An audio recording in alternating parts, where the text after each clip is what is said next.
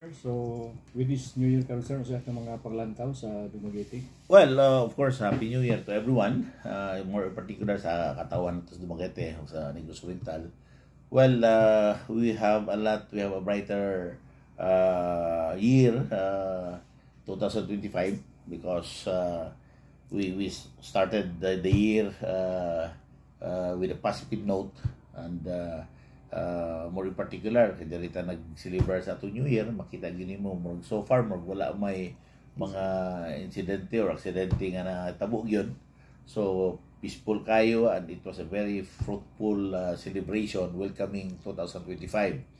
In fact, sa atong panglantaw, sa amo pong pag suroy-suroy ni congressman, ang atong malabot nga mayor sa Dumaguete, kay nagka-alliance man ang NPC ug ang Kasaligan. So amo ni gitawag karon NPC Kasaligan.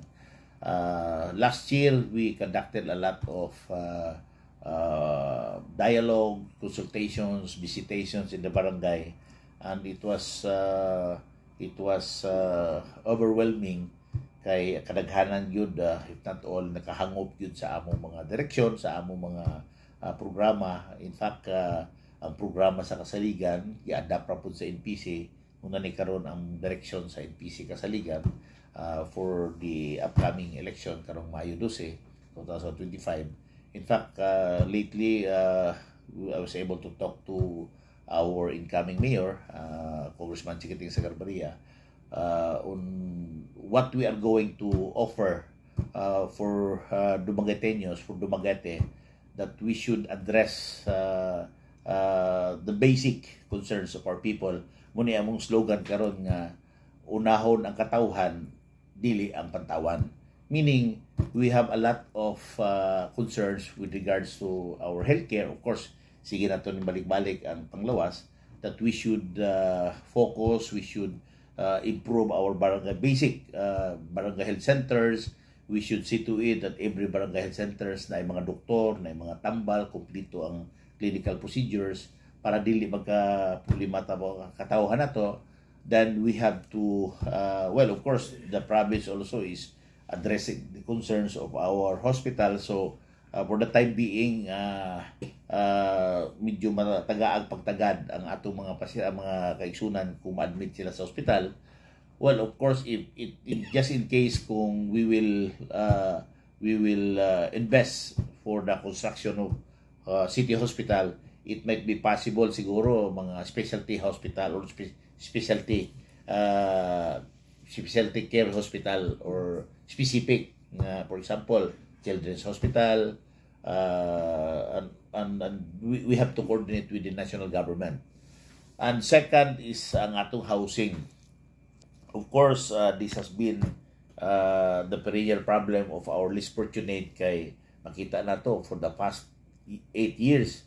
Wala pag yung balay or housing unit nga natukod ang present administration.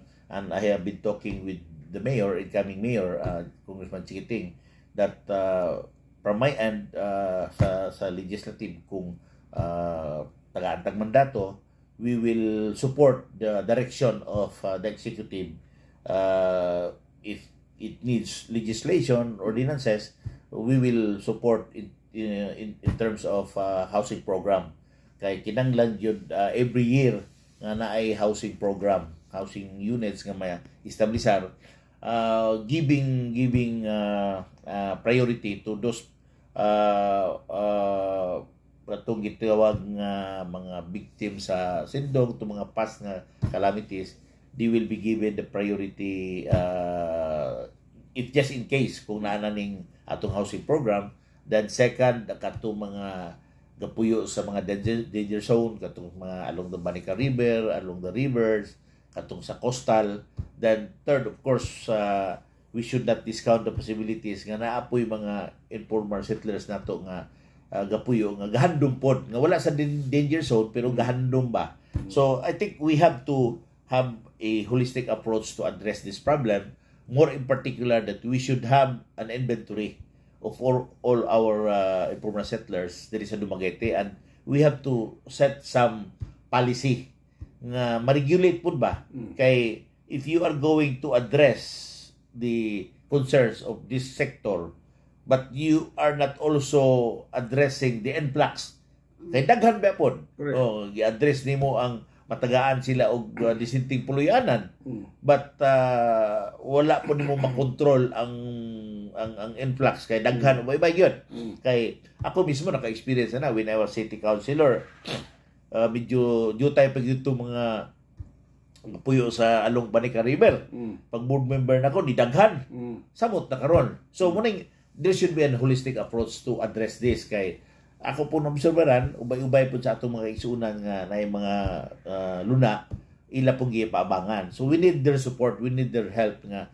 Ang ato diri is that we are not depriving those people who wants to stay in Dumaguete. Nga they are welcome. But we have to